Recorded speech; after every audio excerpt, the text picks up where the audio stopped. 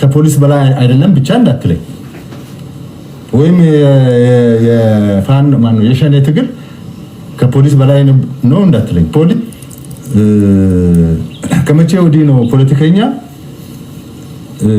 ወይም ምንድነው በሰላማዊ መንገድ እታገላለሁ የሚል ቡድን ግለሰብ ፓርቲ ለመከላከት ሰራዊት ትዕዛዝ የሚሰጠው ካምፕ ግባ ከካምፕ ውጣ ይሄን ቦታ ያዝ ይሄን ቦታ ልቀቅ መቼ ነው እንደዚህ አይነት ስርዓት የትኛው ዓለም ላይ ነው ያለው የጽንፈኛው የከተማ አንጃ ነው የጽንፈኛው የከተማ አንጃ ነው ጽንፈኛው አከርካሪ ሲመታ ተስፋ ላለመቁረጥ በከተማ ግርግር ሊመጣ ይፈልጋ ኃይል ስለዚህ እኛ ወደ ካምፕ አንገባም ጸረ ሰላም ኃይሎችን እናስተካክላለን ካስተካከልን በኋላ ወደ ራሳችን ስራ እንመለሳለን ብለን ነው የምናስበው እና ትክክል አይደለም እኔ ሰልፍ አልቃወምም ሰላማዊ ሰልፍ አልቃወምም የሰሞኑ ሰላማዊ ሰልፍ ግን ሰላማዊ ሰልፍ አይደለም የሚያወጣ ወደ ከተማ የሚያስገባ በሰላማዊ ኖርማል አባል ሆነን መኖር አንችልም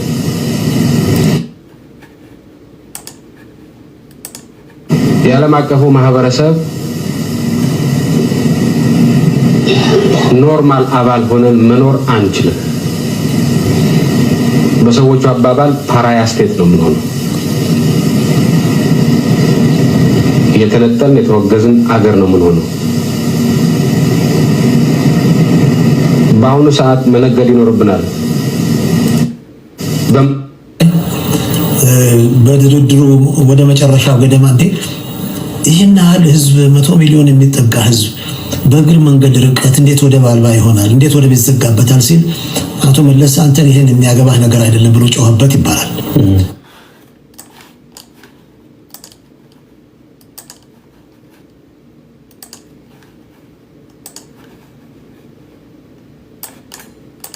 ለሰራዊት መሆኑን በዚህ መድረክ መግለጽ እወዳለሁ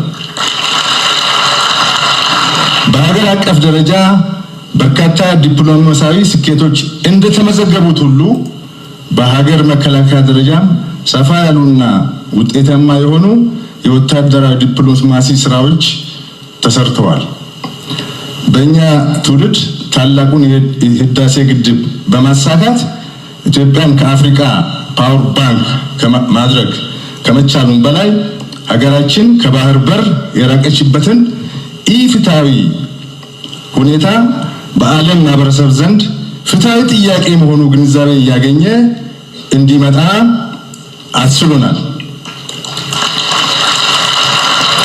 የጊዜ ጉዳይ ካልሆነ የቀይ ባህር ማህበረሰብ አባል መሆናችን የማይቀር ይሆናል ሶማሊያ አካባቢ መስከን መረጋጋት ናሽናል ኢንተረስት ማስቀደም እንዲችሉ ጊዜ ሰጥተናል እንታገሳለን ቀልብ እንዲገዙ ሰብር እንዲያደርጉ እንታገሳለን ግን ኢትዮጵያ የማይናወጥ ብሔራዊ ጥቅም አላት ዓለም ዛሬ ይስማ የቀይ ባህር አክሰስ ሰላማዊ በሆነ መንገድ ኢትዮጵያ ያስፈልጋል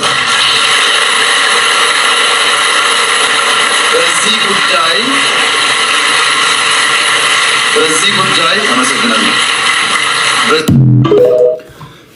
እሺ ክብራትና ክብራን እንዴት ናችሁ ሁላችሁንም ሰላም ብያለሁ ሰላም ናችሁ ወይ እነዚህ ዛሬ የምናወራባቸው ጉዳዮች ናቸው እንዴት ናችሁ አላችሁ ወይ ኤርትራውያን አላችሁ የጎረቤት ሀገር ወይም ደግሞ ጎረቤቶቻችን አላችሁ ኤርትራውያን ስል ትክክለኛ ኤርትራውያንን ያልኩት እንጂ በኤርትራውያን መለያ ሰርጎ ገቦችን አይደለም ጥሪ ማቀርበው ኤርትራውያን እኔ ኤርትራውያን አጻጻፋቸውን አውቃለሁ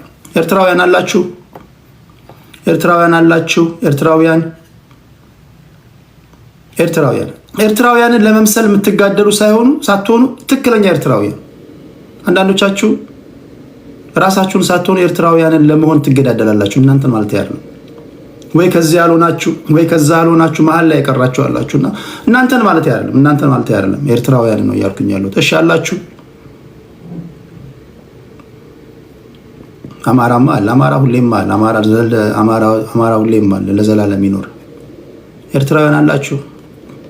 እሺ ኦኬ። በእነዚህና በመሰል ጉዳዮች የምናወራ ይሆናል። እንዴት ናችሁ? ሁሉ ሰላም ነው ወይ? ሳምንቱ እንዴት ይዟችኋል? ትናንትና ለአጭር ሰዓት ገብቼ ነበር። እንዴት ናችሁ? ምን አዳዲስ ነገሮች አሉ? ታፕ ታደርጋላችሁ፣ ኮፒ ሊንክ ሼር ታደርጋላችሁ።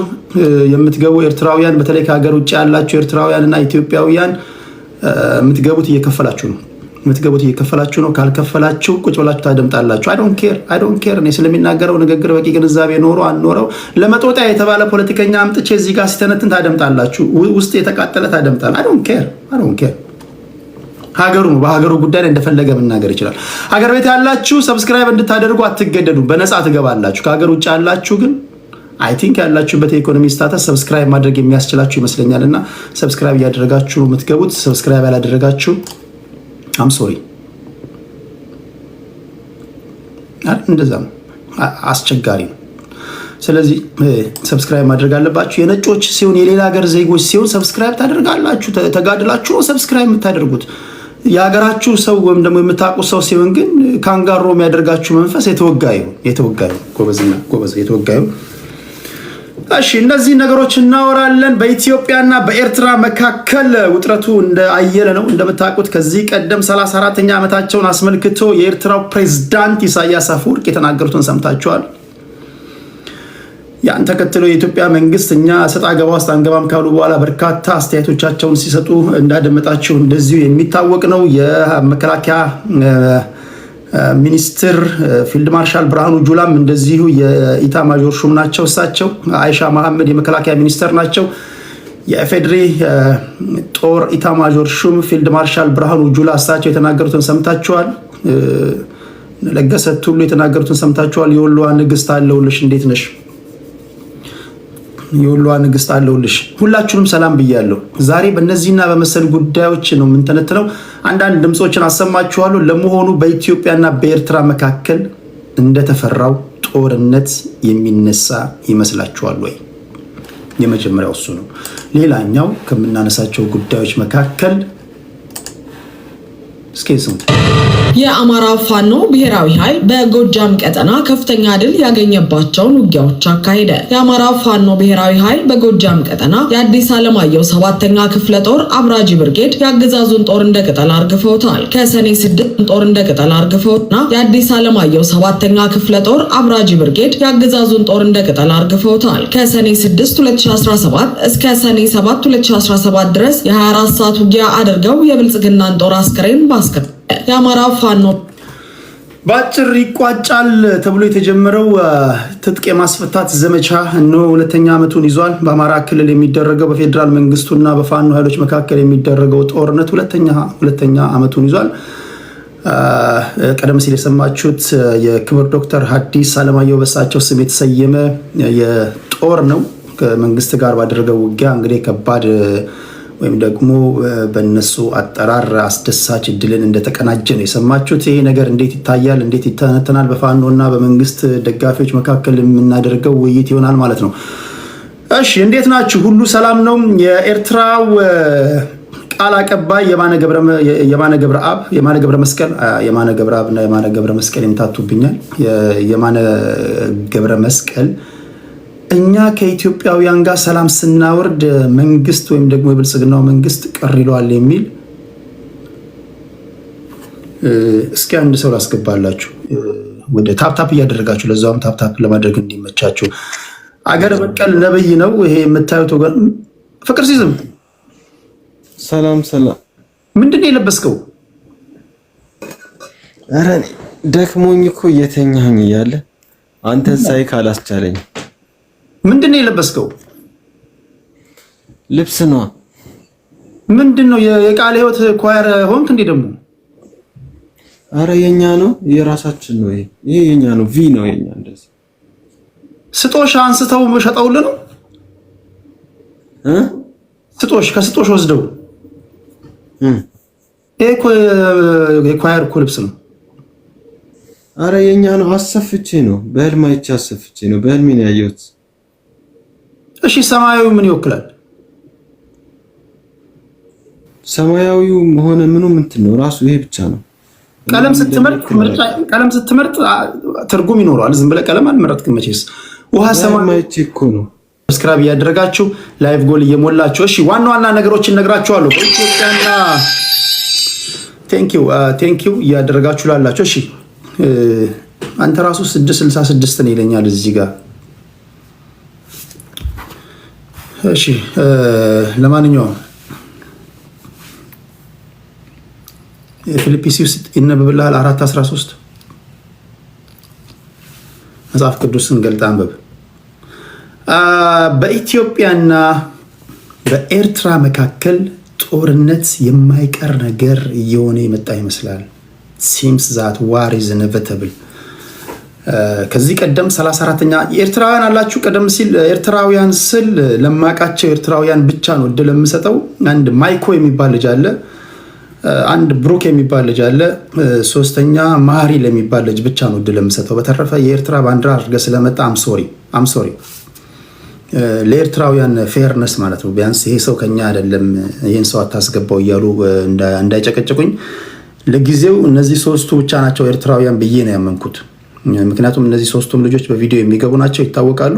አንድ ሰው በቪዲዮ ከገባ ከናንተ ወገን ነው ከናንተ ወገን አይደለም የሚለው ለመለየት ይመቻቸዋል። ስለዚህ ለራሳቸው ብዬ ነው ሶስቱን ብቻ ነው ማስገባው። በኢትዮጵያ በኩል እንደዚሁ አስገባቸዋለሁ። በኢትዮጵያ በኩል እንኳን ችግር የለውም። 34ኛ ዓመታቸውን ሲያከብሩ ኢሳያስ አፈወርቂ ወደ ኢትዮጵያ አንድ ሀሳብ ሰንዝረው ነበረ። የሰነዘሩት ሀሳብ ይሄ ያለው መንግስት የኦሮሞማ ጉዳይ አስፈጻሚ ነው አሉ። ኦሮሞማ በኦሮምኛ ቋንቋ የኦሮሞ ህዝብ ኦሮሞነትን የሚገልጽ ነው እንጂ ኦሮሞማ የፖለቲካ አይዲዮሎጂ አይደለም ብለው ብዙ የኦሮሞ ምሁራኖች እንደውም ወደ ከመቶ በላይ የሚሆኑ የኦሮሞ ከ80 ወይም 100 አካባቢ የሚሆኑ የኦሮሞ ምሁራኖች ለኤርትራው ፕሬዝዳንት ደብዳቤ እንደላኩ ሰምታችኋል። በምላሹም ደግሞ እንዲሁ ጽንፍ ይዛችሁ ለመከራከር ከመሮጣችሁ በፊት እኛ ለማለት የፈለግነውን ነገር ብትረዱ መልካም ነው የሚል ምላሽ አገኙ ከስፖክስ ፐርሰናቸው ከየማና በኩል ማለት ነው። ከዚህ ሁሉ ይልቅ ደግሞ ተቀራርበን ብናወራ የተሻለ ይሆናል ብለው መለሱላቸው። ከዛ በኋላ ፊልድ ማርሻል ብርሃኑ ጁላ በህዝብ ተወካዮች ምክር ቤት ቀርበው የሚከተለውን ንግግርም ተናግረዋል። የተናገሩት በዚህ ጊዜ ነው። ከዛ በፊት ፊልድ ማርሻሉ እንደዚህ ይናገራሉ። እስኪ አድምጧቸው። በተለይ ካለፉት 2 እና 3 ወራት ጀምሮ ቀይ ባህር የባህር በር ይባላል። ለመሆኑ የባህር በር የትኛው የባህር በር ነው? አሰብን ነው? ታጁራን ነው? የጅቡቲን ነው? የሌሙ ወደብን ነው? የትኛውን ነው? አይ ዶንት ኖ። በነገራችን ላይ በኢንተርናሽናል ፖለቲክስ the most difficult thing በፖለቲካው ዓለም የስቴቶችን ኢንቴንት ማወቅ በጣም ከባድ ነው። it's very difficult። ለምሳሌ አሁን በቆይ መጣበታለሁ ወደ በኋላ ነግራቸዋለሁ። በኢራን እና በእስራኤል መካከል የሚደረገውን ጦርነት አይታችሁ ከሆነ ኢራናውያን እኛ ኒውክሌር የምናብላላው ለሰላማዊ ጥቅም ነው ይላሉ። እስራኤላውያን ደግሞ ኖ እናንተ ኒውክሌር የምታብላሉት የጅምላ ጨራሽ መሳሪያ ለመስራት እንዲመቻችሁ ነው። ገባችሁ? ይሄ የአቶሚክ ቦምብ ወይም ደግሞ እስራኤልን ለማጥፋት ለእስራኤል ዳይሬክት ትሬት ነው ይሄን መስራታችሁ፣ ለሰላማዊ ጥቅም አይደለም የሚል ክርክር አላቸው። ስለዚህ ኢራናውያን እኛ ለሰላማዊ ነገር ነው ኒውክሌር የምናብላለው ይላሉ። በእስራኤላውያን አይን ግን ይሄ ሰላማዊ ነገር አይደለም። ጄሲፒኦኤ የሚባል ነገር አለ። 2015 ላይ ሁለቱ በተለይ የኢራንን ኒውክሌር ዲል አስመልክቶ 2015 ላይ በ5 የጸጥታው ምክር ቤት አባል ሀገራት ኢንክሉዲንግ ጀርመንን ጨምሮ ማለት ነው በፈረንሳይ፣ በእንግሊዝ፣ በአሜሪካ፣ በቻይና እና በራሽያ ፕላስ ጀርመንን ጨምሮ ከኢራን ሰዎች ጋር ድርድሮች ሲደረጉ ነበር። እስራኤል ግን አልተቀበለችም። ቢኮዝ they don't know የኢራኖችን ኢንቴንት አታውቅም። ታውቃላችሁ ኢንቴንት ይሄ ዊዝን ኢንተርስቴት ሪሌሽንሽፕ ላይ ወይም ደግሞ ይሄ በሀገራት መካከል የሚደረግ ግንኙነት ወይም ደግሞ ዊዝን ኢንተርናሽናል ፖለቲክስ ይሄ በስቴቶች መካከል የሚደረግ ሰጣ ገባ ላይ የአንዱ ሀገር የሌላውን ሀገር ኢንቴንት ማወቅ ስለማይችል ነው ብዙ ጊዜ ሀገራቶች ዴስፕሬት ይሆናሉ። ለምሳሌ በራሽያ እና በዩክሬን መካከል የሚደረገውን ጦርነት ብታዩ የኔቶ መስፋፋት ነው አይደለም? ኢንተርናሽናል ፖለቲክስ በደንብ የምታውቁ ሰዎች የኔቶ አባል ሀገራት የሚናገሩት ምንድን ነው? ኔቶዎች የሚናገሩት ኢትስ ኦኬ እኛ የምንስፋፋው ለሰላማዊ ነው፣ ራሽያን ሊያሰጋት አይገባም። እኛ ጀስት ዩክሬን የኔቶ አባል ሀገር ብትሆን ራሽያን ሊያስደንብራት የሚገባ ነገር እኮ የለም ይላሉ። ይሄ ግን በራሽያ አይን ወይም ደግሞ በነ ቭላዲሚር ፑቲን አይን የኔቶ መስፋፋት በሰላማዊ መንገድ ሊታይ የሚችል ነገር ነው።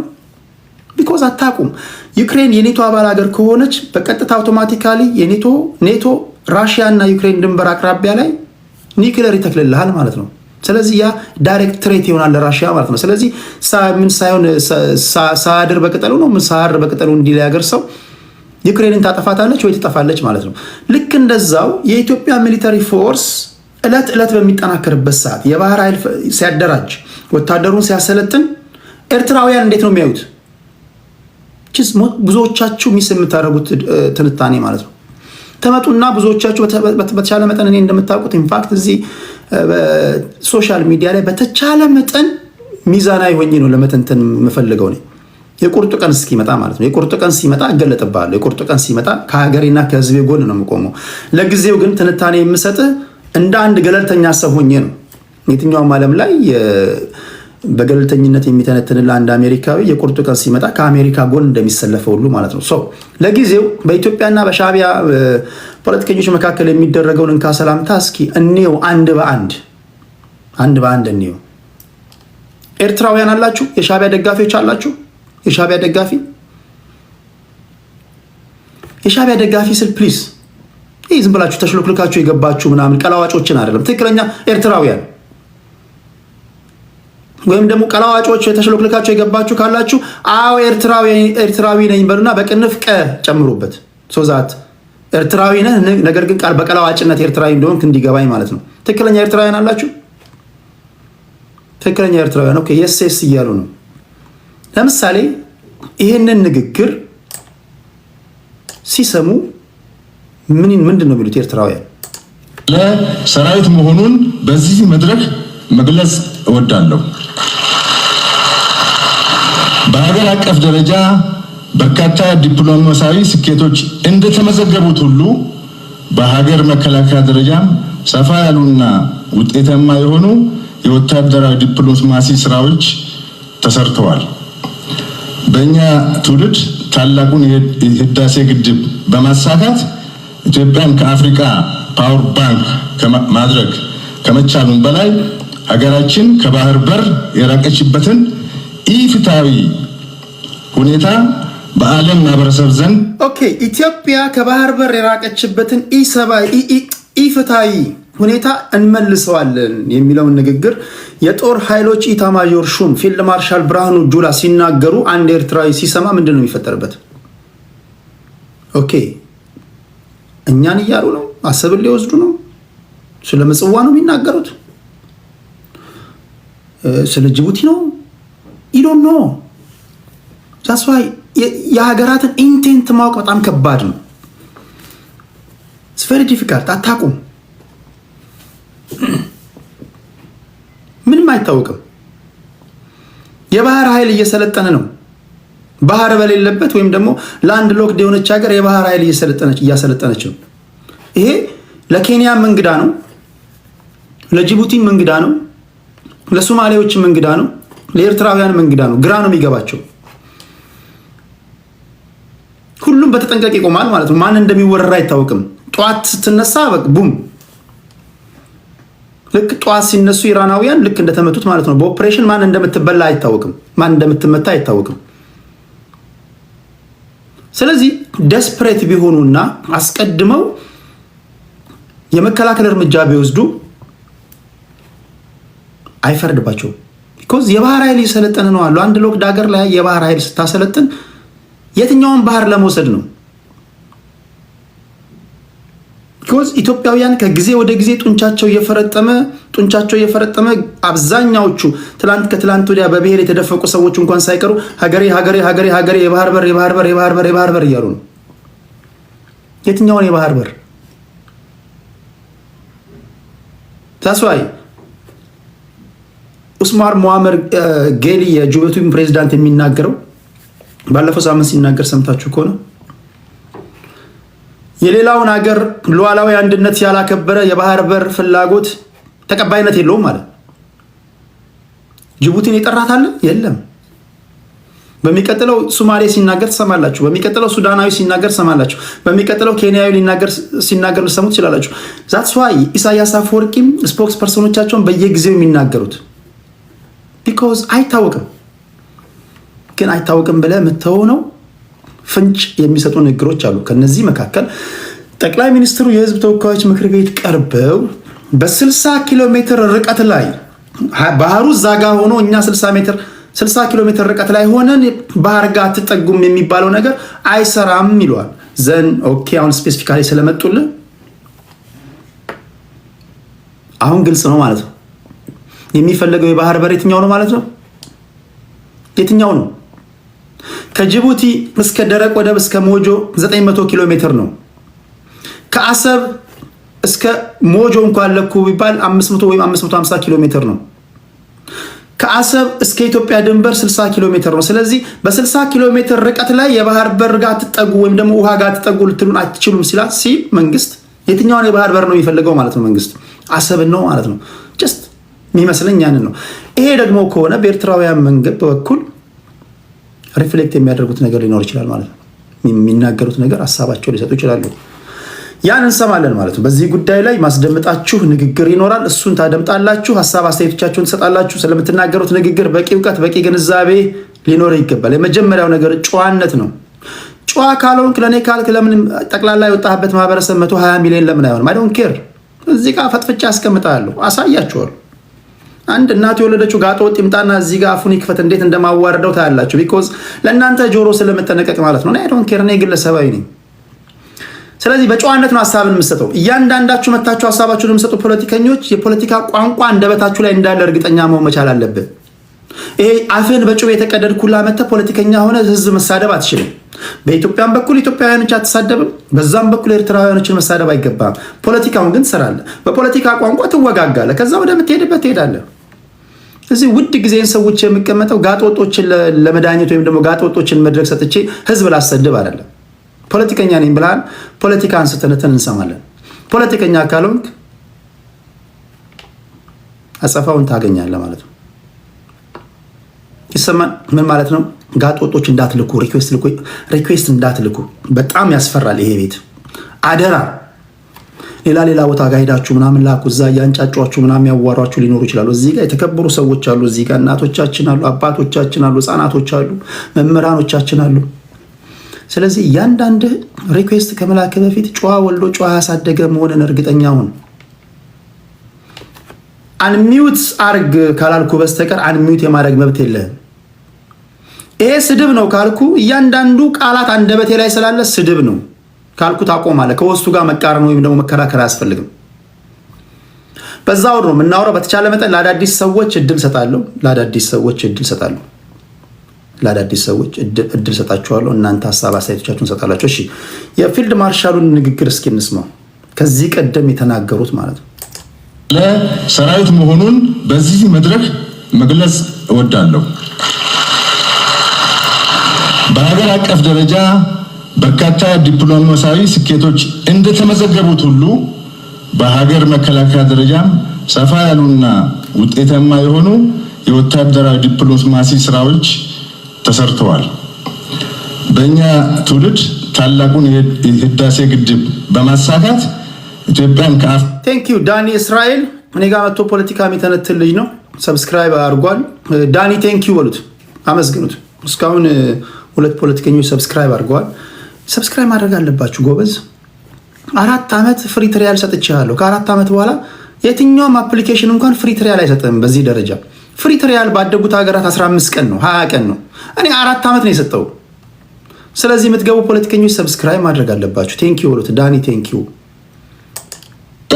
ፓወር ባንክ ማድረግ ከመቻሉም በላይ ሀገራችን ከባህር በር የራቀችበትን ኢፍትሃዊ ሁኔታ በዓለም ማህበረሰብ ዘንድ ፍትሃዊ ጥያቄ መሆኑ ግንዛቤ ኢትዮጵያ ከባህር በር ኢፍትሃዊ በሆነ ሁኔታ ከሆነ የራቀችው ለዚህ ተጠያቂው ማን ነው? ኤርትራውያን ናቸው። ኤርትራውያን ምን አገባቸው? ከፈለክ አዲስ አበባንም በሰጣቸው ይዘው ይሄዳሉ። ምን አገባቸው? ስለዚህ ኢህአዴግ ነው ተጠያቂው ማለት ነው። ቢኮዝ 1991 ነው አይደለም ነፃነታቸውን ያገኙት። በዛ ጊዜ ሁለት የባህር በር ይዘው እንዲሄዱ እዚህ ጋር የምትሰሙት ድምፅ የዶክተር ያዕቆብ ንግግር ነው። ምን ይላሉ? ይሄን ይላሉ። የአሜሪካው ተወካይ በድርድሩ ወደ መጨረሻው ገደማ ይህን ያህል ህዝብ 100 ሚሊዮን የሚጠጋ ህዝብ በእግር መንገድ ርቀት እንዴት ወደ ባልባ ይሆናል? እንዴት ወደ ቤት ዘጋበታል? ሲል አቶ መለስ አንተን ይሄን የሚያገባህ ነገር አይደለም ብሎ ጮኸበት ይባላል። እና አንተን የሚያገባህ ነገር የለም ብሎ አቶ መለስ ዜናዊ ጮኸበት። ስለዚህ ኢትዮጵያ ኢፍትሃዊ በሆነ መንገድ ከሆነ የባህር በር ያጣችው ተጠያቂው ኢህአዴግ ነው ማለት ነው። በዋነኛነት አቶ መለስ ዜናዊ ናቸው ማለት ነው። ያ ሰብስክራይብ ካደረግ ትገባለህ። ሞዴሬተሮች ያስገቧቸዋል። ሞዴሬተሮች የምታስገቧቸው አገር ቤት ያሉትን ኢትሶኪ አታስገዷቸው። ሰብስክራይብ ባድርጉ ችግር የለውም። ሰብስክራይብ አታርጉ አገር ቤት ያላችሁ። ከሀገር ውጭ ያሉትን ግን እየመረጣችሁ ሰብስክራይበሩን ብቻ ነው የምታስገቡልኝ። እነሱ ናቸው የሚያወሩት። ስለዚህ ሞዴሬተሮች ያስገቧቸዋል። እዛ ጋር ስለሚነግራቸው ትገባላችሁ። አንድ 10 ደቂቃ ስጡኝ።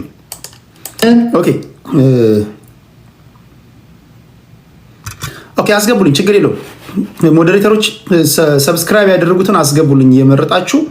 ከአሁን ሰዓት ጀምሮ ቶሎ ቶሎ ሀሳባቸውን ልስማና ወደ ሌላው ጉዳይ እንሄዳለን። እንዲመጣ አስችሎናል።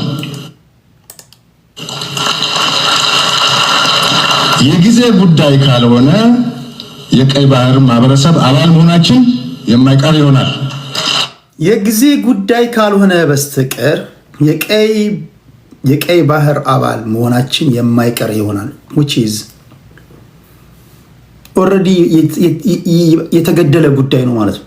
ይሄ ተደራድረህ ምናምን ካልሆነ በስተቀር እንደ ንግግራቸው እንደ ፊልድ ማርሻሉ ንግግር ከሆነ የጊዜ ጉዳይ ካልሆነ፣ የጊዜ ጉዳይ ማለት ነገ ሊሆን ይችላል፣ ከነገ ወዲያ ሊሆን ይችላል፣ ከ10 ዓመት በኋላ ሊሆን ይችላል። ግን አንድ ነገር እርግጠኛ ሆኜ የምነግራቸው ሳይሆን የማይቀር ነገር ነው። እንዴት ነው የሚሆነው? አይ ዶንት ኖ፣ ግን የማይሆን ነገር ነው። ሳይሆን የማይሆን በቃ የማይቀር ነገር ነው። በየትኛው መንገድ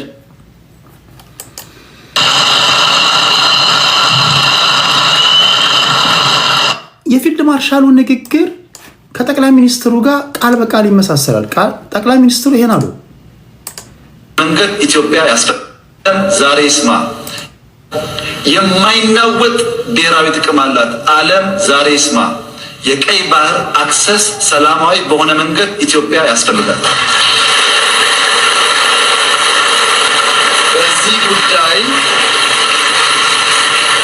በዚህ ጉዳይ አመሰግናለሁ።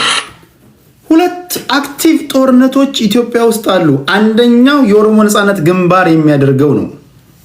አንደኛው የአማራ ፋኖች የሚያደርጉት ውጊያ ነው።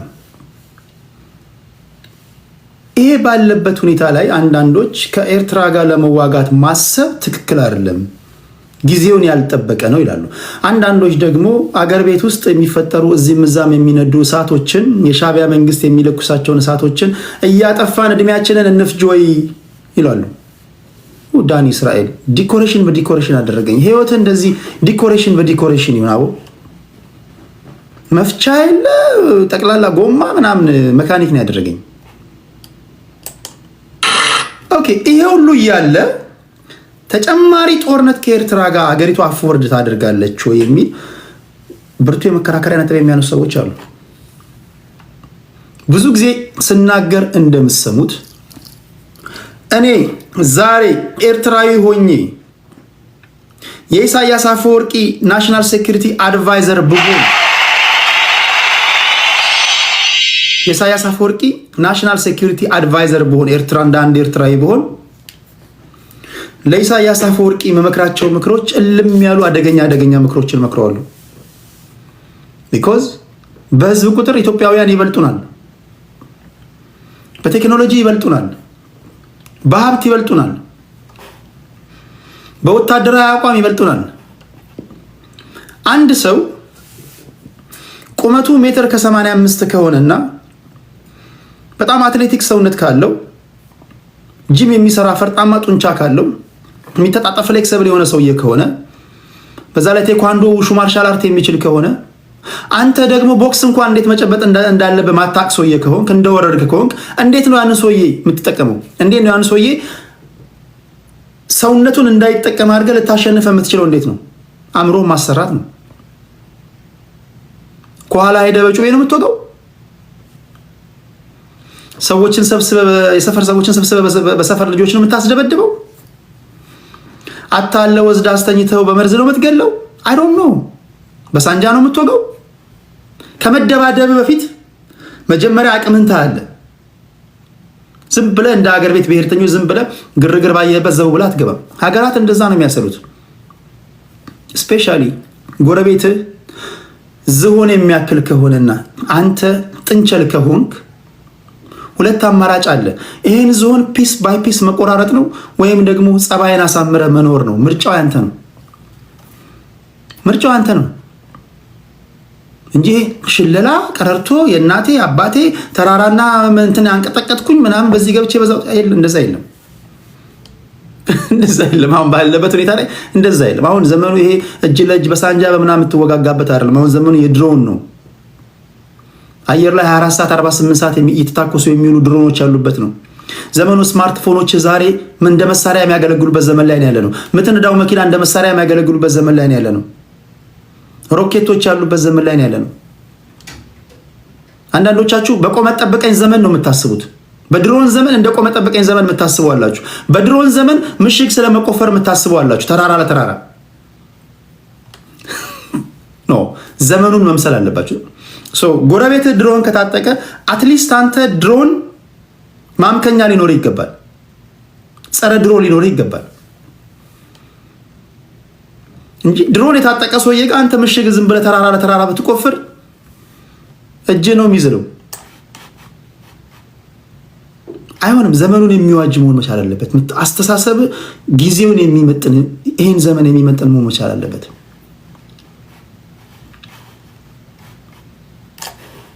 ስለዚህ ኤርትራውያን እንዴት ያስባሉ? አይ ዶንት ኖ። ኤርትራውያን እንዴት እንደሚያስቡ አላውቅም። ከዚህ ጋር ተያይዞ ከሰሞኑ ፊልድ ማርሻል ብርሃኑ ጁላ ሌላ ንግግር አድርገዋል። ሌላ ንግግር ከዚህ ጋር የተያያዘ አድርገዋል። እስኪ እሱን ላስደምጣችሁ እና ሰዎችን አስገቡልኝ ሞዴሬተሮች።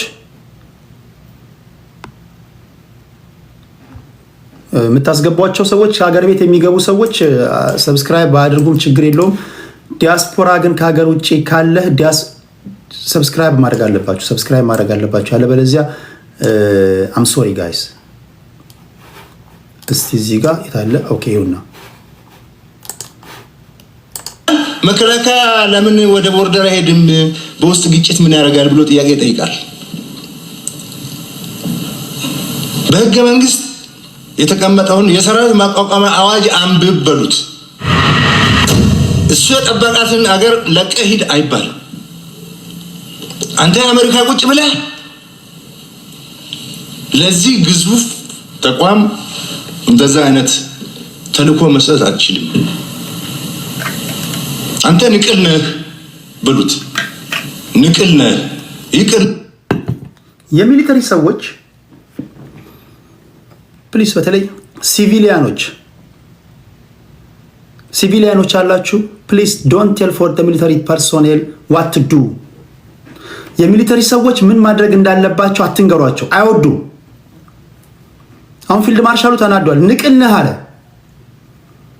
እኔ እንደውም በሱ ቦታ በሆን ኖሮ ሌላ ነበር የምናገረው። ጭገራ ምን ነበር ብሎ ሚሊተሪ ሆኜ አንድ ሲቪል መጥቶ ቴዲ መተኮስ ያለበት በዚህ በኩል ነው ምናምን ብትለኝ እኔ የምናገረው ሌላ ነበር። እሱ ግን የህዝብ ተወካዮች ምክር ቤት ስላለ ንቅል ነህ አለ። አይወዱም። አይወዱም ሚሊተሪ ሰዎች። የትኛውም ዓለም ላይ ያለ የሚሊተሪ ሰዎችን ጠይቅ። ሲቪል ፖለቲካውን ነው መስራት ያለበት። አሁን አንዳንድ ጊዜ ታለ እዚህ ሳይበር ላይ ያሉ በምስኪኑ የአማራ ጉያ ተሽሎክልኮ አማራንን ምናምን እያሉ አንድ ቀን ተኩሶ ማቁ ሰዎች ፋኖች እንዴት መተኮስ እንዳለባቸው ሲናገሩ የሚሉ አይታችኋል። እነ ዘመነ ካሴ እንዴት እንደተናደዱ አይታችኋል። እና አስረስ ማረ እንዴት እንደተናደዱ አይታችኋል። መሳሪያ ስትሰማ ፈሷ የሚመጣ ሴትዮ እንዴት መተኮስ እንዳለባቸው ትነግራቸዋለች። ያውም ስንት ማይልስ ርቀት ዩሮፕ ተቀምጦ አንዳንዱ አሜሪካ ተቀምጦ ማለት ነው። ሚሊተሪ ሰዎችን ከሚያናዳቸው ነገር አንዱ ሲቪሊያኖች እንዴት መተኮስ እንዳለባቸው ሲነግሯቸው አይወዱም። ንቅል ነህ አለ።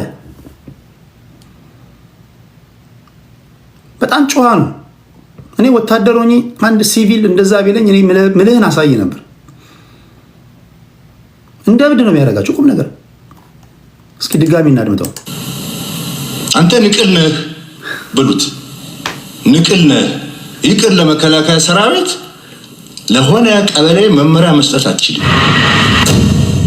የኛ ሰው ኢሞሽናል ነው። የኛ ሰው ለመቀጠር በጣም ዝግጁ ነው። እንዴት እንደሆነ አይገባኝም። የሌላ ሀገር ሰው እኮ እንደዛ አይደለም።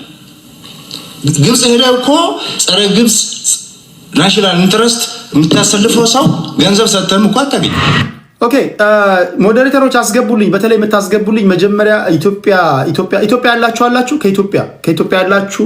ከኢትዮጵያ ያሉትን ብቻ በኤርትራና በኢትዮጵያ መካከል ጦርነት የማይቀር ነገር ነው ወይስ እንዴት ነው? ጦርነት የሚነሳ እስከሆነ እንዴት ነው? ኢትዮጵያ ያላችሁ እነሱን ወደ ላይ ታስገቡልኛላችሁ። ዲያስፖራዎች ሰብስክራይብ ማድረግ ግዴታ ነው። መቼ ስንት ዓመት ከውጭ ኖረ ሰብስክራይብ ማድረግ ከከበደ ኢኮኖሚካሊ ተመታሃል ማለት ነው።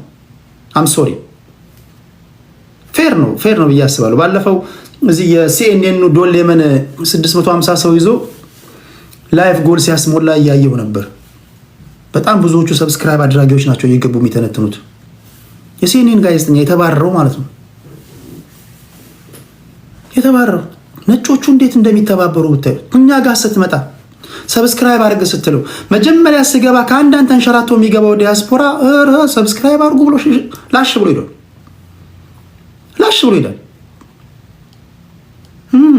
ምናምን ብሎ ማለት ነው። ስለዚህ ኦኬ ሰብስክራይብ ማድረግ አለባችሁ ለማለት ያለው በፍቅር ነው እያልኳችሁ ያሉት።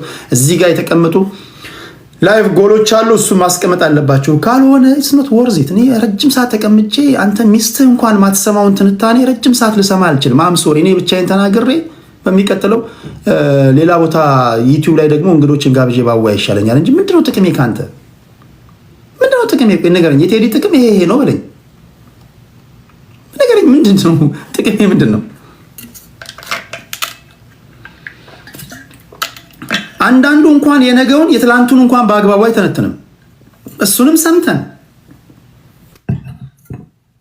አንዳንዱ ትላንት የተፈጠረውን በአግባቡ እንኳን አይተነትንም። ስለዚህ ሞዴሬተሮች ስታስገቧቸው እየተጠነቀቃችሁ እያያችሁ። እሺ የፊልድ ማርሻሉ ንግግር አስደምጣችሁ። የኛ ግን በጣም ተቀጣሪ ነው።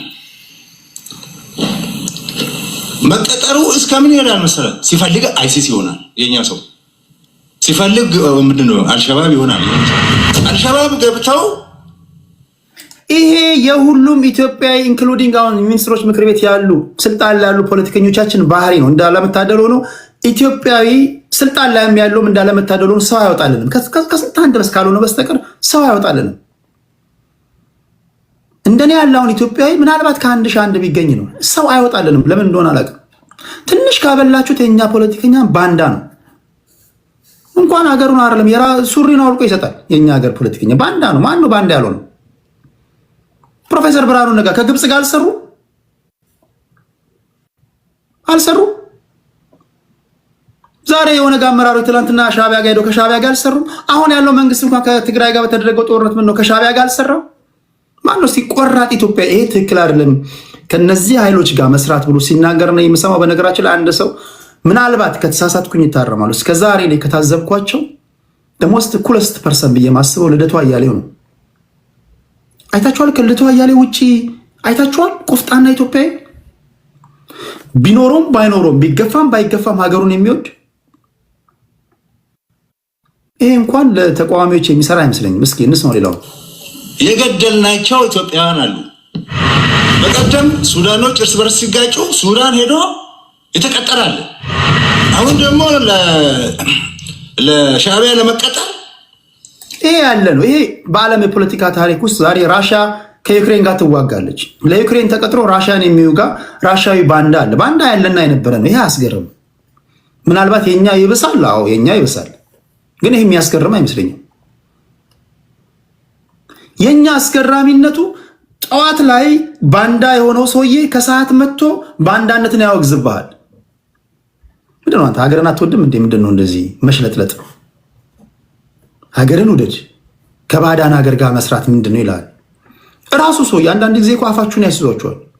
ይሄ ሰውዬ ከሻዕቢያ ጋር ሲሰራ ነበር እንዴ አይኔ ነው ወይስ ምንድነው እስክትሉ ድረስ ማለት ነው።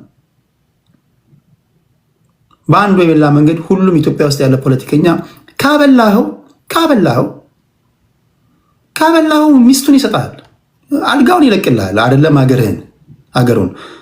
ግን ይሄ ሁሉም ማለት ነው። አንዳንዱ ቆፍጣና ኢትዮጵያኖች አሉ እንደ ልቶ አያለ ይሄን እንዝለለው። እሺ ያለው ሽሩጉድ ሊነገራችሁ ለመተባበር ብዙዎችን ጋብዘናል። ኤርትራ ሳይቀር ጋብዘናል። አብረን እንስራ ብለናል። ማይኮ የት ሀገር ነው የምትኖረው? ኤርትራውያን በጣም ሀብታም እንደሆናችሁ ሰምቻለሁ። ሰብስክራይብ ማድረግ አለባችሁ። ላይቭ ጎል መሙላት አለበት። በባዶ እናንተ ጋር ደግሞ ያለው ደግሞ አፈሚነት ደግሞ በዓለም የሌለ ነው። የኢትዮጵያውያንን እንጠቀም የእኛን አናስጠቀምም የሚለው ባህሪ እዚህ ቲክቶክ ላይ መጥቷል። ምንድን ነው ቤቴን ትጠቀማላችሁ ሰብስክራይብ አድርጉ ስትባሉ አናደርግም ትላላችሁ። በተለይ ከሀገር ውጭ ያላችሁ ዲያስፖራዎች ፕሊስ፣ እንዴት ያለ ባህሪ! ይሄ ባህሪ ቢያንስ ማይኮ የት ነው የምትኖረው? ማይኮ አይቻለሁ ሪኩዌስት ልከ ዲያስፖራ ነው ወይስ ሀገር ቤት ነው? ምስኪን ልጅ ነው። ማይኮ የት ነው የምትኖረው?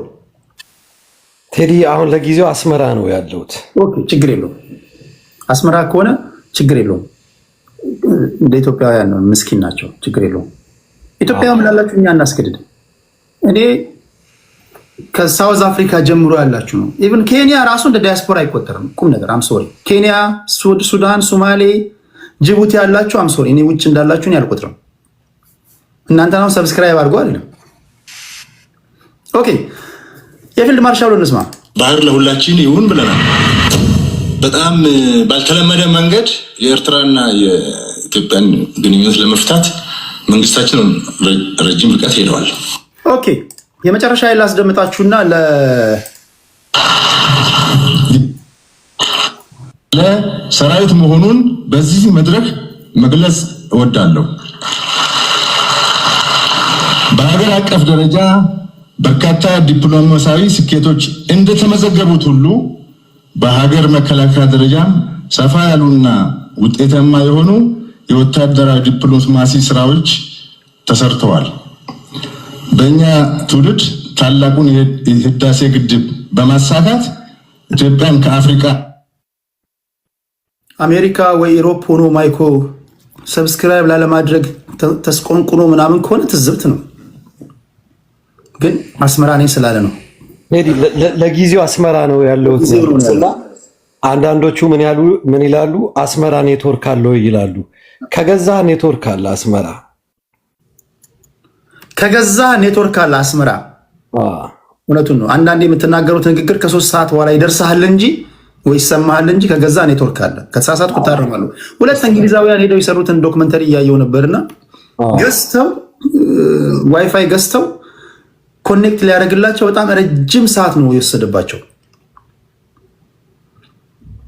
ምናልባት ዘግየት ብሎ ሊናገር ይችላል እንጂ እሱን አይቻልም። ፓወር ባንክ ማድረግ ከመቻሉም በላይ ሀገራችን ከባህር በር የራቀችበትን ኢፍትሃዊ ሁኔታ በዓለም ማህበረሰብ ዘንድ ፍትሃዊ ጥያቄ መሆኑ ግንዛቤ እያገኘ እንዲመጣ አስችሎናል። ኦኬ ክብራትና ክብራን፣ በኢትዮጵያና በኤርትራ መካከል ጦርነት የማይቀር ነገር ነው የሚመስለው። ቀደም ሲል በተቻለ መጠን ነግሬያቸዋለሁ። እነዚህ ንግግሮች የሻዕቢያ ደጋፊዎች ወይም ኤርትራውያን ሲሰሙት እንዴት ነው የሚሰሙት? አይ ዶንት ኖ። እንደዚህ ስሙት ልትላችሁ አችልም። እነሱ የሰሙትን ሲናገሩ ታደምጣላችሁ። በኢትዮጵያን በኩል ያላችሁ ተከራካሪዎች እዚህ ጋር ኦፒዲዮ ፕላስ አባው ይታየኛል። ሳይበር ፋኖ አለ፣ ሶራ ያየህ እና ዳኒ እስራኤል አለ። የነዚህን ውይይቶች እናደምጣለን። ሌሎቻችሁ ታፕታፕ ታደርጋላችሁ፣ ኮፒ ሊንክ ሼር ታደርጋላችሁ። በዚህ አውድ ነው የምንሄደው። በተቻለ መጠን የሰለጠነ ውይይት ለማድረግ ጥረት አደርጋለሁ። ግራ ቀኙን ሰምታችሁ ፍርድ ትሰጣላችሁ። እናንተ ለጆሮአችሁ ተስማሚ የሆነ ውይይት እንደማድረግ ግን 100% ቃል እገባላችኋለሁ። ምንም የሚሰቀጥጡ ድምፆችን አትሰሙም። ፖለቲካዊ ስድድቦች ከሆኑ የፖለቲካዊ ስድድቦች አሉ፣ የተለዩ አሉ። ያን ፈቅዳለሁ። ይሄ ዝም ብሎ የመንደር ላይ እዚህ የሰለቸንን ስድድብ ከሆነ ግን እሱን ከለክላለሁ። ኢንፋክት እሱ ሊያስቦልክም ይችላል። የመጀመሪያው ዙር 7 ደቂቃ ሰጣችኋለሁ። ከዚህ በኋላ ኔትወርክ ካላስወረዳቸው በስተቀር ሞዴሬተሮች ሰብስክራይበር ያላደረጉ ከውጭ ያሉ ዲያስፖራዎችን እንዳታስገቡ። ሰብስክራይብ ሲያደርጉ ብቻ ታስገቧቸዋላችሁ። ሀገር ቤት ያሉ ወገኖቼ፣ ኢትዮጵያውያን ወገኖቼ ግን ሰብስክራይብ እንዲያደርጉ አይፈቀድም። ችግር የለውም። ኢትስ ኦኬ።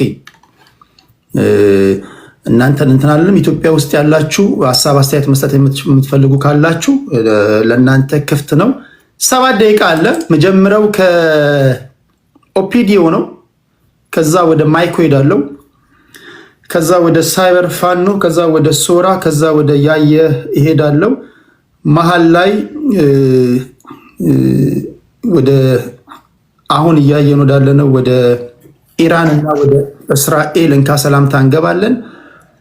በተለይም ደግሞ የኢራንና የእስራኤልን ጉዳይ ከፓወር ፖለቲክስ አኳያ እንዴት አያችሁት የሚለውን ምናልባትም ኢራን ወታደራዊ ቤዝ ያላቸውን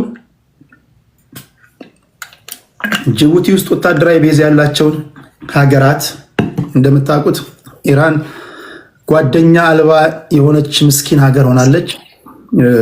እነ ጆርዳን እንደዚሁ የአየር ክልላቸውን እንደከለከሏት አይታችኋል። እነ ኢራቅ፣ እነ ሳውዲ አረቢያ፣ ሶሪያ፣ እነዚህ እንግዲህ እስራኤል እነዚህን በተለይ እስራኤል ጆርዳንን እና ኢራቅን አቋርጣ ነው የምትመጣው።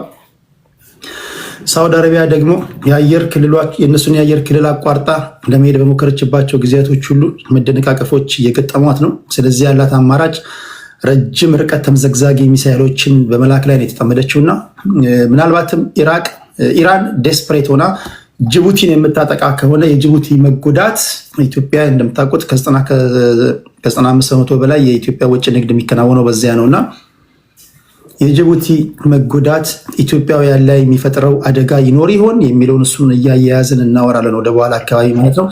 ለጊዜው ግን በኤርትራና በኢትዮጵያ መካከል የተፈጠረውን እንካ ሰላምታ እንዴት አያችሁት? ኦፒዲ ወደ አንተ ነው የምመጣው። 7 ደቂቃ አለ። ከዛ ወደ ማይኮ ሄዳለሁ። ቀጥል። እሺ፣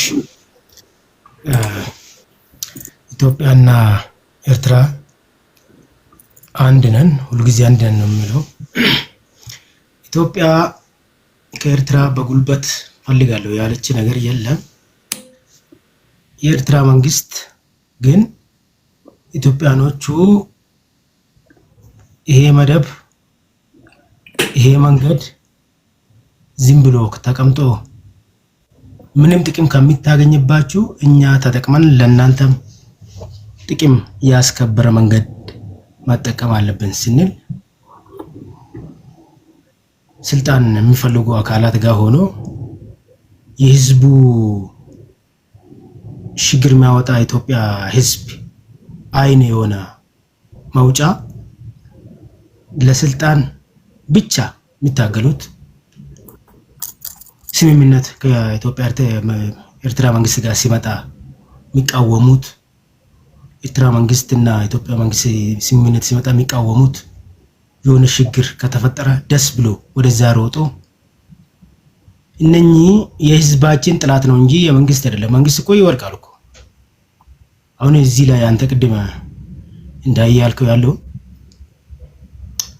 ሳይድ የሆነ በዚህ ብቻ መንገድ ትክክል ነው ማትል ከሆነ እሱ ወንጀል እየሰራ እሱ የፈለገ ነገር እየሰራ ማትደግፍ ከሆነ አንተ ተከፋይ ነው ወይም ጥቅመኛ ነው ወይም ጥቅም እያገኘ ነው ብሎ ነው የሚያምኑት። ለምን የሱ ወንጀል የሱ ችግር ይሄ ጋራ ጥቅም ነው፣ የጋራ ጥቅም ላይ አንድ መሆን አለብን ብላ የምታምኑ ከሆነ ኢትዮጵያ ውስጥ ያለው ለህዝብ ተቆርቋሪ ነን የብሔር ተቆርቋሪ ነን የሚሉ አካላት ሁላ አንተ እውነት የምትያዝ ከሆነ ተከፋይ ነው ወይም ጥቅመኛ ነው ወይም እንደዛ ነው። ግዴታ መንግስትን በመቃወም እንደ ታጋይ እና ትክክለኛ እንደሆነ ነው የሚያምኑት ማለት ነው። ይሄ ነው ስህተታችን ማለት ነው። አሁን ፊልድ ማርሻል ብርሃኑ ጁላ ያወራው ንግግር በጣም እኔ ራሴ እንደ ኢትዮጵያዊ ማንነቴ በጣም ነው የተሰማብኝ። ለምን ይሄ እነኚህ መከላከያ የሚባለው እኮ እኛ በቀላል የምናያቸው ሰዎች እኮ አይደለም። እኛ እኮ የፈለገ ነገር እየሰራን የፈለገ ነገር እያገኘን ተጠቅመን እኮ ነው። እነኚህ እኮ ምንም እኮ አሁን ጄኔራል ምናም የሚባለው እኮ ከኋላ ሄደ ብታይ እኮ ምንም የለም እኮ ለሀገራችን ብሎ ኢትዮጵያ እነሱ እኔ መከላከያ እንደ መከላከያ አገሪቷ የሚወደው ለሀገሪቷ ነፃ አገልግሎት የሚሰጠው ከመከላከያ በላይ አላየው። እንደው አሁኑ መከላከያዎች ናቸው ጄኔራል ምንድነው ቴክኖሎጂ እየለመዱ ስለሆነ በቴክኖሎጂ ሁሉ ነገር እየሆነ ስለሆነ እድለኛ ናቸው። ያሁኑ የድሮዎቹ እኮ ማለት ነው እንዳለ እግረኛ እኮ ናቸው። እግረኛ ተምሮ እኮ ነው። አሁን እኮ ያሁኑ ልጆች እኮ አሁን ወደ መከላከያ እየገባ ያሉ ልጆች እኮ ቴክኖሎጂ እኮ ነው እየተማሩ ያለው እኮ ድሮን ማምረት እኮ ነው ክላሽ ማምረት አንድ በቃ ጥሩ ይሄ ሁሉ በቴክኖሎጂ ነው እንጂ እንደዚህ እንደ ድሮ አይደለም። የድሮዎቹ እኮ የድሮ ኢትዮጵያ ሲል ለሀገሪቷ ብሎ እድሜ እኩል እየሰሩ ሰዎች ናቸው። ምንም ካለ ጥቅም ማለት ነው። እንደዚህ አይነት ሰዎች እየሰደቡ እንዳውም አቅጣጫ መስጠት እኮ አይደለም መከላከያ እንደዚህ ያደረገ ብሎ የሰፈር ላይ የተደረገ ነገር ነው። መከላከያ እኮ ንጹህ እኮ ነው። አንድ ወንጀል ሰርቶ ማይክ እኮ ኢትዮጵያ ውስጥ መከላከያ ብቻ እኮ ነው። ይሄ መከላከያ የሚሰድቡት ለስልጣን እሱ አሁን እንደዚህ ብሎ የሚሰድቡት ስልጣን ሲያዝ ይሄ መከላከያ ነው አገሪቷ የሚጠበቀው ማለት ነው። ለሀገሪቷ ምንም ዋጋ የለም ማይሰጡ ማለት ነው። ይሄ ነው ስህተታችን። እስካሁን አልገባኝም። ምን ላይ ነው ያለው ስድቡ? ማን ነው ተሳዳቢው? ተሳዳቢዎቹ እነኚህ መከላከያ እንደዚህ ነው የአብይ መከላከያ ምናምን እያሉ የሚሰድቡ ሰዎች አለ አይደለ? ገባኝ። የኔ እንትን በኢትዮጵያና በኤርትራ መካከል ፊልድ ማርሻሉ የህዝብ ተወካዮች ምክር ቤት ቀርበው የተናገሩት ንግግር አለ። በቀጥታ የባህር በርን አስመልክቶ የተናገሩት ንግግር አለ። በኤርትራ በኩል የተሰጣቸው ምላሽ አለ። ከዚህ ቀደም 34ኛ ዓመታቸውን ሲያከብሩ ኢሳያስ አፈወርቅ የተናገሩት ንግግር አለ። ከዛ በኋላ የመከላከያ ሚኒስትሯ ኢንጂነር አሻ የተናገሩት አለ። ፊልድ ማርሻሉ በተለያዩ ጊዜያቶች የሚናገሩት አለ። ጌዲዮን ጢሞቴዎስ የተናገረው ንግግር አለ። እነዚህ ንግግሮች ሁለቱን ሀገራት ወደ ጦርነት ሊከታቸው ይችላል ወይ ነው የመጀመሪያው የመወያያ ርዕሳችን። አዎ አሁን ኢሳያስ አፈወርቅ ስድብ ብቻ እኮ አይደለም። ኢሳያስ አፈወርቅ ቴዲ የኢትዮጵያ ድንበር ውስጥ እኮ ነው ገብቶ እኮ ነው እንደፈለገ ወንጀል እየሰራ ያለው እኮ። ኢትዮጵያ ህዝብ እኮ ሰፊ ሆዴ ሰፊ ስለሆነ እስካሁን ሆዴ ሰፊ ስለሆነ ነው እንጂ እንደ ኢሳያስ እንዴ ኩሽ እኮ እየሰደበ ብሔር እየሰደበ ማንነታችን እየሰደበ እያንቋሸሸ እንደ እኛ ተጠቅመን እንጠቀም ነው እንጂ እኮ እናንተ እንጎዳለን አልተባለም እኮ ከኢትዮጵያ መንግስት። እኔ ለክስ እስካሁን አልሰማም። እንደምታውቁ ባለፈው እንደዚህ ላይ ውይይት እንዳደረገን ሰጠን እንቀበል ነው። እንደዚህ ስትል ጦርነት ቀስቃሽ ኦሮሞማ ይወክል። እንዴት ኦሮሞማ እስቲ አሁን ኦሮሞማ ይወክል እንደዚህ አሁን ምን ማለት ነው? እኔ ኦሮሞማ ይወክል የኦሮሞማ መንግስት ኩሽ ምናምን ይሄ እኮ መንግስታችን እኮ ወደ ሰፊ ስለሆነ እስካሁን ቆይቷል። እንደፈለገ ወንጀል ይሄ መንግስት እኮ ማለት እኔ እንደ ቅዱስ መንግስት ብዬ ነው የምናምነው ይሄ መንግስት ማለት ነው። ለምን ሁሉ በሳምንት ምናምን እያሉ እየፎከሩ መንግስት 24 ሰዓት የኢትዮጵያ ጥቅም ብቻ ማስከበር ላይ ነው እያወራ ነው። እነኚህ ግን የሆነ አጋጣሚ ነገር ወይም ከኤርትራ ጋር ወይም ከኬንያ ጋር ወይም ከሶማሊያ ጋር በቃ አጋጣሚ ነገር ነው እየጠበቁ ያለው ማለት ለሀገሪቱ አይደለም ለራሳችሁ ብሎ ማለት። ስለዚህ እዚህ ላይ አሁን ኢትዮጵያ በህዝብ እንደ 130 ሚሊዮን ህዝብ ይዛ አንተ ቅርብ የሆነ በዛ መንገድ እኮ እንደ በአንድ ቀን እኮ ማውጣት እንችላለን እኮ እኛ። ማን ይከለክለናል? እስቲ ኤርትራ የትኛው ሽማግሌዎች ወታደር የለም እኮ መከላከያውን እኮ የለም እኮ ኤርትራ እኮ ወታደር የለም እኮ ሽማግሌዎች የድሮ ነው ወጣት እንዳለ ስደተኛ ናቸው። እዛ ውስጥ መጥቶ የሚያለማው ወጣት የለም። የእናንተ ሀገርንም መልማት አለባችሁ። እኛም ልማት እንጀምር፣ እዛ ውስጥ እንስራ አብረን። አገሪቷ እኛ አንድ ነን። ድሮም አንድ ነበር፣ አሁን አንድ እንሆን ነው። እንደዛ ስትል ሽማግሌ ግን በድሮ ጭንቅላት ስለሚያስብ በድሮ ጭንቅላት ነው የሚያስበው በ19 በኃይለ ሥላሴ ጊዜ ማለት በዛ ስለሚያስብ አሁንም እዛ ነው ያለው። ሰው እኮ ትንሽ ማድረግ አለበት እኮ። አሁን እኮ ጦርነት ቢሆንም እኮ እግረኛ ብቻ እኮ አይደለም በእግር አሁን ኢትዮጵያ እኮ አለፈች እኮ በዛ ኢሳያስ በሄደበት መንገድ አለፈች እኮ። አሁን ኢትዮጵያ በዛ አካባቢ አይደለም በጣም ነው ያደገች። አሁን ይሄ ሽማግሌ ህዝቡ ራሱ በአንድ ቀን ተነስቶ የሚገባ እኮ ነው ቴዲ። ይሄ በቀላሉ ማለት ነው። ህዝቡ ግን ማስነቃት ላይ ነው ችግርና እና እዚህ እንደዚህ ማለት ፈልጋለሁ። ሌላ ሀሳብ ከተነሳ ጠብቄ መልስ ቢሰጥ። እኔ እንደነገርኳችሁ አወያይ ነኝ። የመንግስትን ደጋፊ ሆናችሁ የምትመጡ ሰዎች የመጀመሪያው ተቀዳሚ ተግባራችሁ ርዕሱን ማወቅ ነው። ርዕሱን ከሰሙ በኋላ የኤርትራ ወይም የሻዕቢያ ባላንጣዎቻችሁ በፖለቲካ ሜዳ ላይ አስተኝቶ ቢገርፏችሁ አይመለከተኝም። አቅም ያለው መወያየት የሚችል ሰው መምጣት ያንተ ድርሻ ነው። እኔ ኢትዮጵያዊነቴ የሚገለጠው የቁርጡ ቀን ነው። ውይይት ላይ ምንም ላደርግ አልችልም። እኔ ተከራካሪ ያለው አወያይ ነኝ። ስለዚህ ስትመጡ የመጀመሪያ ተግባራዊ ማድረግ ያለባችሁ ነገር ርዕሱ ምንድን ነው?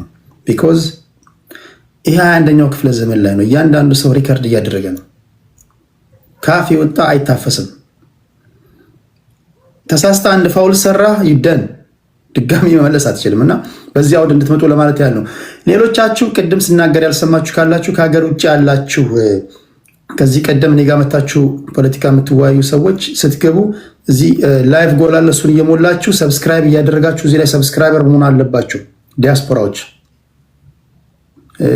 እንዲሁ ዝም ብላችሁ አንዳንድ ቁጥር ጽፋችሁ መግባት ቀርቷል። እኛ ትውልድ ለማነጽ እናወያያለን። ምንም መጨረሻ ላይ የተረፈን ስድብ ነው። ምስጋናም እንኳን እያገኘን አይደለም። ቢያንስ ምስጋና እያገኘን ስላልሆነ ሰብስክራይብ ከሀገር ቤት ያላችሁ ወዳጆቼ ግን ወይም ደግሞ ከሀገር ቤት ያላችሁ ወገኖቼ እናንተን ሰብስክራይብ አድርጉ ብዬ እንትን አይደለም። ዲያስፖራዎች ስትገቡ በተለይ አሜሪካ፣ ዩሮፕ ያላችሁ ሰብስክራይብ እያደረጋችሁ መግባት ያለባችሁ። በዛ አውድ ነው እየተወያየን ያለ ነው። እሺ፣ አመሰግናለሁ። ኦፒዲዮ ወደ ማይኮ እንሄዳለን። ማይኮ 7 ደቂቃ አለ ወንድሜ። ኦኬ ቴንክ ዩ። እሺ ቴዲ፣ ያ ጦርነት በኢትዮጵያና በኤርትራ መካከል ያ አሁን ላይ ያው እንደሰማነው ነው። ፊልድ ማርሻሉ ድምቅ አድርገውታል። ከዚህ በፊት በጣም ብዙ ሰዎች አይ ኢትዮጵያ ከኤርትራ የምትፈልገው ጊቭ ኤንድ ቴክ ነው፣ ሰጥቶ በመቀበል በሚለው ነው፣ ኢትዮጵያ የኤርትራን ልውረር አላለችም ምናምን የሚል በጣም ብዙ እንደዚህ አይነት ነገር የሚለው ያው ፊልድ ማርሻል ብርሃኑ ጁላ አሁን አድምቀውታል። እኛ ራሳችን ኮንትሮል የምናደርገው የራሳችን የሆነ ነገር አብረን ብለዋል። እንግዲህ እኔ እንደዚህም ኤክስፔክት አላደረኩም ነበረ፣ ግን ያው ማለት ስለሚቻል ምንም ችግር የለውም። ግን አንድ የኤርትራ መንግስት መልሱ ኤርትራ የአሰብ ወደብ ላይ ምንም አይነት መብት የላትም፣ አብሮ ለመስራት አይደለም ሀሳቡን ማቅረቡ ራሱ ለአንድ ኤርትራዊ ጤናማ የሆነ የጠባጫሪነት ነው። ይህ ጦርነት ውስጥ እንግባ አይነት ሀሳብ ነው። ኢትዮጵያ ላንድ ሎክድ ነች። በምን ምክንያት? እሱ ራሱን የቻለ ብዙ ሊተነተን የሚያስችል ብዙ እንትን አለው። ሲጀመር ኢትዮጵያ የባህር ባለቤትም ሆነ አታውቅም። የአሰብ ወደብ ስፔሲፊክሊ አሰብ ደንካሊያ የሚባለው ቦታ ለ300 ዓመታት ያህል ስፔሲፊክሊ እንግዲህ አሁን ኢትዮጵያ ክሌም የምታደርገው አሰብን ከሆነ እስካሁን ድረስ ምጽዋን ስላልሰማሁኝ ነው። አሰብን ከሆነ አሰብ የምትለው እስከ ምጽዋ የሚደርሰው ቦታ የደንካሊያ የሚባለው ነው። ያ ቦታ ደግሞ ለ300 ዓመት የኦቶማን ኢምፓየር የተርኪሾች ለ300 ዓመት ይዘውት የቆዩ ቦታ ነው።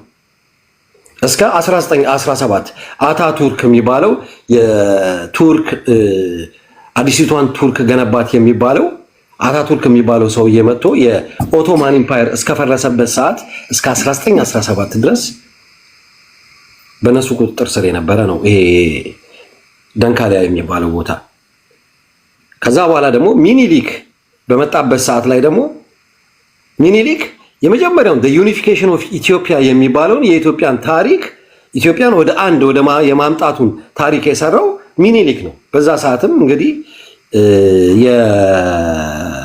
እንትን ትሪቲ አለ፣ የውጫሌ ትሪቲ አለ። ድምቅ አድርጎ የጣሊያንን የኮሎኒያል ስቴት የሆነችዋን ኤሪትራ እንዴት አድርጎ እንደሚያከብር በደንብ የተፈራረመው ፊርማ አለ። ይሄ ሁላ ዞሮ እንግዲህ የሚመጣው ወደዚህ ወደ 1953ቱ የኢትዮጵያና የኤርትራ የፌዴሬሽኑ ጊዜ ነው።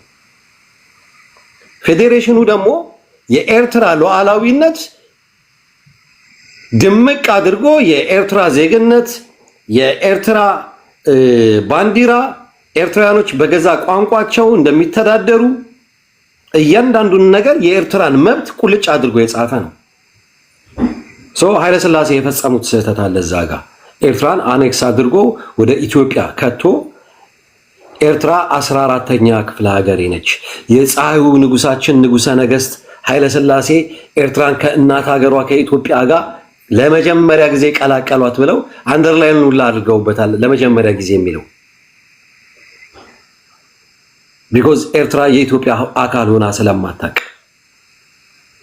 ኤርትራ የኢትዮጵያ አካል ሆና ነበረ ከተባለ 1200 ዓመት ወደኋላ ሄደን የአክሱማይት ኪንግደም ውስጥ ልናገኛት ነው።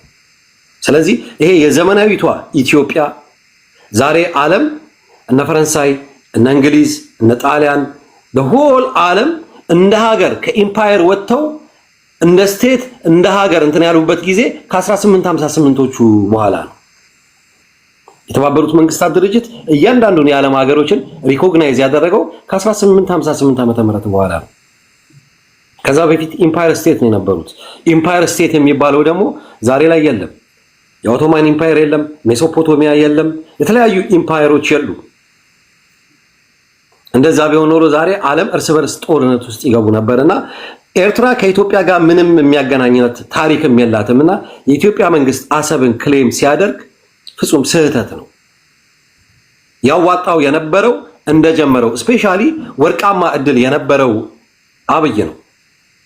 የኢትዮጵያ ህዝብም የኤርትራ ህዝብም እልል ብለው ተቀብለውት ነበረ። አብይ ግን ያንን ነገር ኢትዮጵያ ውስጥ የመጣውን የእርስ በርስ ትኩሳት አሰብን አመጣላችኋለሁ በሚል ኢትዮጵያን ዩናይት የሚያደርገው በአሰብ ማጆሪቲዎቹ የኢትዮጵያ መሪዎች የኢትዮጵያን የፖለቲካ ትኩሳት እንትን የሚያቀዘቅዙት በኤርትራ ነው የሚመስላቸው። ኃይለ ሥላሴ የነገርማሜ ንዋይና የነመንግስቱ ንዋይን የመፈንቅለ መንግስት ለማምለጥ ሲሉ ኤርትራን ከኢትዮጵያ ጋር ቀላቀሏት። የመጀመሪያው ስህተት መንግስቱ ኃይለ ማርያም የጀባሃን እንትን ቁጭ ብሎ ተደራድሮ እነ ጀነራል አማናንዶ ሚካኤል አስመራ ሄዶ ከበረኞቹ ጋር ተደራድሬ ይሄን ነገር አቀዘቅዘዋለሁ በማለት ደርሶ ሲመጣ ጀነራል አማናንዶ ሚካኤል ከሻቢያዎች ጋር ከጀባዎች ጋር ተስማማ ብሎ እሱም መግደሉ ሁለተኛው ስህተት። መለስ ዜናዊ አፍተር ኦል የኢትዮጵያና የኤርትራ የደርግ መንግስት የነበረውን ገርሰው ከመጡ በኋላ ሰላማዊ የሆነ ሀገር መመስረት ሲችሉ ኤጌን መለስም ያሰበው የኢትዮጵያ በዛ ሰዓት ላይ ወያኔን የተቀበለ ኢትዮጵያዊ በጣም ዝቅተኛ ስለነበረ ወደ ኤርትራ ጦርነት በመሰበቅ ኢትዮጵያን ዩናይት ያደረገ መስሎት ነበረ። ሶስተኛው ስህተት ያ ነው። አብይም አራተኛውን ስህተት እየደገመው ነው። ስለዚህ ኢትዮጵያና ኤርትራ ጦርነት ውስጥ ቢገቡ እንግዲህ በዚህ በታሪክም በሌጋል እንትንም ሄዶ ምንም ሊያሸንፍ የሚችለው ነገር እኔ አዊሽ ሄዶ ቢጠይቅና እነ ዶክተር አርከበ ነው እነ ዶክተር ያዕቆብ በሄዱበት መንገድ ሄዶ ቢሞከር አይከፋኝም፣ ግን በሙሉ ሞክረውታል። ስለዚህ አብይ አንድና አንድ ይሄን ካደረገ ምርጫው ጦርነት ከሆነ ማለት ነው። አይ ዶንት ቲንክ አብይ ግን ደፍሮ ከኤርትራ ጋር ጦርነት ውስጥ ይገባል ብዬ አላስብም። ያንን ስህተት ይፈጽማል ብዬም አላስብም። እኔ ከዚህ በፊት ደጋግሜ የምለው ነገር አለ። አብይ በድፍረት ከኤርትራ ጋር ጦርነት ውስጥ ቢገባ ኢትዮጵያ ውስጥ የዲሞግራፊ ለውጥ ይኖራል ብዬ በጣም ነው እኔ ደጋግሜ የምናገረው። ያም የሚሆንበት ራሱን የቻለ ምክንያት አለ። በአሁኑ ሰዓት ላይ የሴንትራል ገቨርንመንቱ ፍጹም ሊቆጣጠራቸው የማይችላቸው ትግራይ ውስጥ የተፈጠረ ያለ ሲቹዌሽን አለ። ኦኬ ከሀገር ውጭ ያላችሁ ዲያስፖራዎች አወያዩ ለ4 ዓመት ደከመኝ ሰለቸኝ ታከተኝ ሳይል አዋይቷቸዋል። ምስጋና አግኝቶ አቅም ምንም ከስድብ ውጭ ያገኘነው ነገር የለም ቴዲና የቴዲ ቤተሰቦች። ስለዚህ ስትገቡ እንደው ሌላው ቢቀር ምስጋናው ቢቀር ሰብስክራይብ ማድረግ አለባችሁ። ቲክቶክ ላይ ሰብስክራይብ እያደረጋችሁ ነው መግባት ያለባችሁ። ሀገር ቤት ላላችሁ ግን ሰብስክራይብ እንድታደርጉ አላስገድድም። በዛው አውድ ሞዴሬተሮች ያስገቧቸዋል።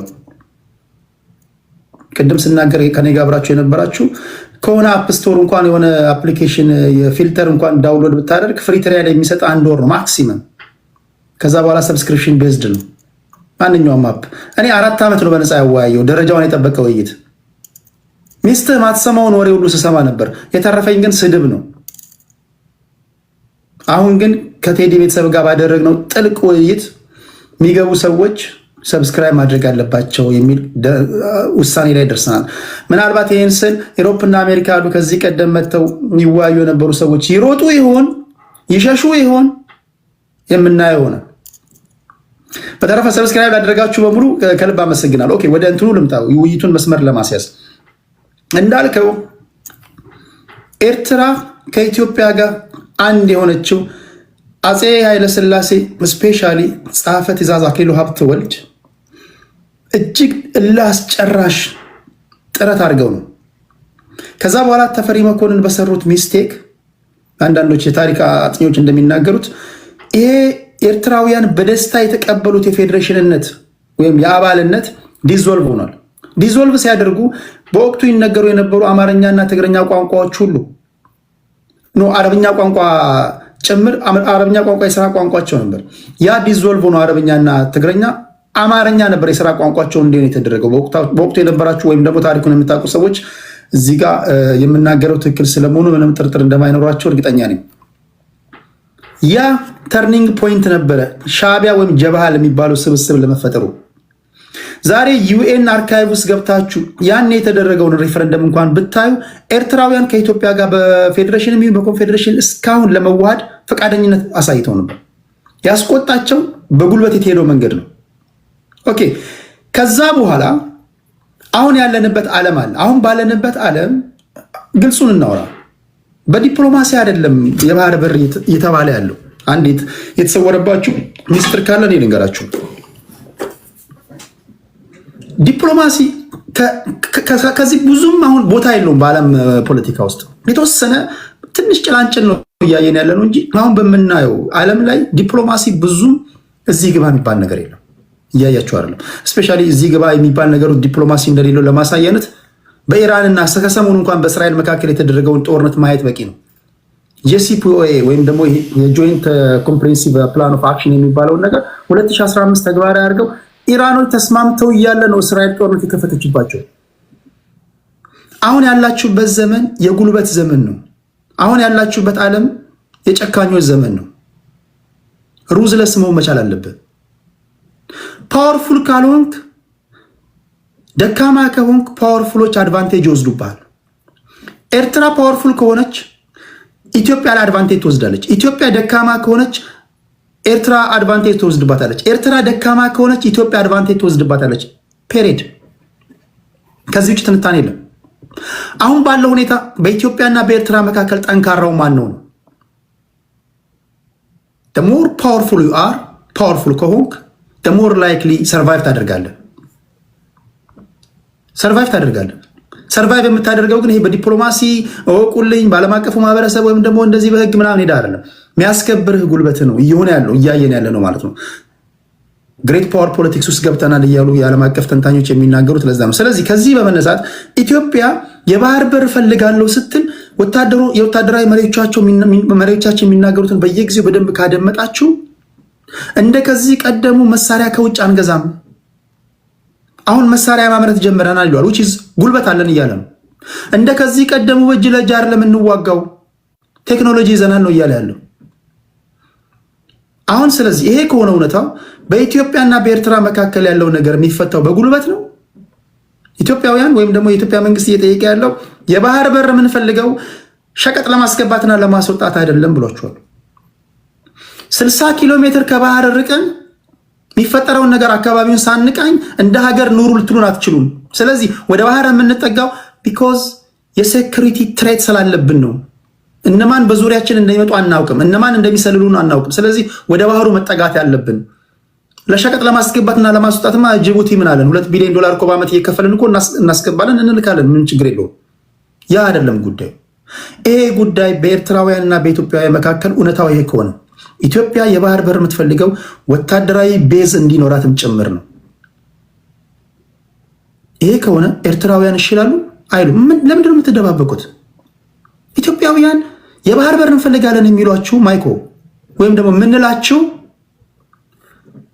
ወታደራዊ ቤዝ እንዲኖረን ስለምንፈልግም ነው። በዚህ ተስማማላችሁ? በሚቀጥለው ዞሮ ሲመጣ ትመልሳለህ።